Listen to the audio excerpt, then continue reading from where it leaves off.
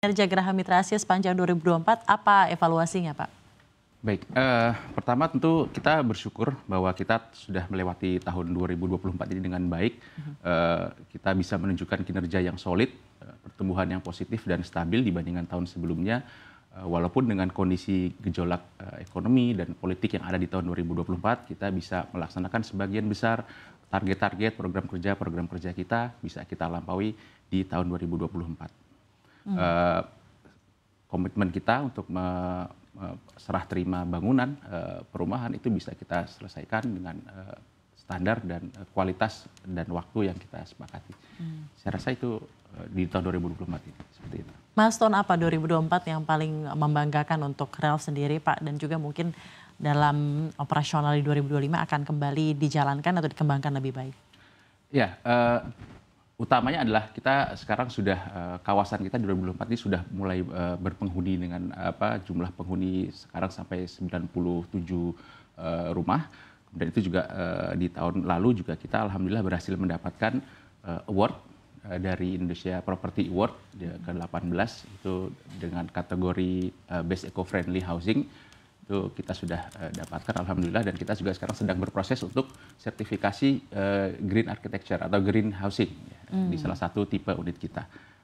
Saya pikir itu yang di 2024 kemarin yang bisa kita capai, dan terus kita akan lakukan lagi pembangunan unit fasum gitu ya, fasilitas bagi warga. Ya. Jadi untuk Ralf sendiri ini kan memang adalah developer yang didirikan di tahun 2018 ya, Pak ya. Mungkin pemirsa CNBC Indonesia ingin mendengar lebih lanjut apa saja produk Anda, di mana saja perumahan-perumahan yang sudah dibangun, dan juga dari segi price point, market apa yang disasar, silakan Pak. Memang Real Life Asia sendiri kita sekarang saat ini baru ada satu project yaitu Greenland Kemang Residence. Kita baru akan buka proyek kedua, sama dua-duanya lokasinya di Bogor juga. Ini dari segi produk kita menyasar segmen menengah begitu, dengan range harga kisaran dari 500 juta sampai dengan 1 miliar rupiah seperti itu.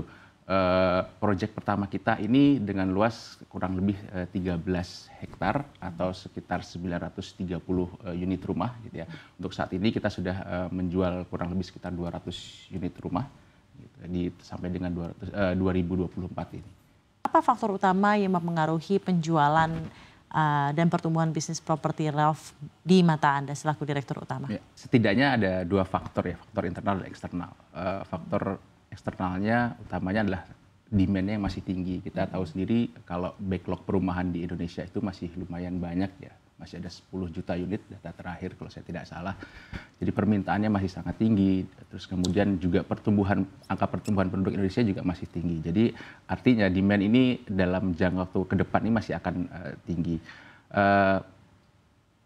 Itu yang menyebabkan ini kemarin di 2024 ini juga masih bagus begitu ya. Kemudian ditambah lagi dengan kebijakan pemerintah. Kita ingat di tahun 2024 kemarin juga ada insentif berupa pajak PPNDTP, pemberian insentif pajak bagi pembeli properti begitu. Ini juga memberi dampak. Kemudian adanya produk-produk KPR dari bank-bank, karena kita tahu sendiri kebanyakan pembeli atau konsumen dari perumahan ini menggunakan fasilitas perumahan, fasilitas kredit untuk perumahan begitu ya. Dan tentu saja faktor yang paling penting adalah karena kemarin 2024 ini gejolaknya begitu sangat terasa begitu ya. Itu agility kita gitu, artinya kelincahan kita dalam mengantisipasi, membaca pergerakan preferensi pasar, itu juga menjadi faktor yang penting di tahun 2024 kemarin. Oke, baik. 2025 ini apa saja business development yang akan dilakukan Ralf untuk pengembangan usaha Anda? Kalau untuk pengembangan di 2025 ini kita saat ini sedang membuka satu proyek baru lagi yang tadi sudah saya sebutkan di Bogor juga, lokasinya dekat sekali dengan hutan C4. Land bank banyak di Bogor ya berarti? Di Bogor, betul. Kita land bank memang 2 di Bogor, 1 di Jakarta saat ini. Itu 2 di Bogor, jadi memang perumahan yang kita harapkan bisa memberikan nuansa baru karena view alamnya yang begitu bagus gitu, dengan konsep yang kita desain bagaimana supaya ini bisa menjadi perumahan yang menyatu dengan alam, eco-friendly seperti yang tadi saya sampaikan. Karena memang perumahan atau produk yang ramah lingkungan ini menjadi komitmen kita.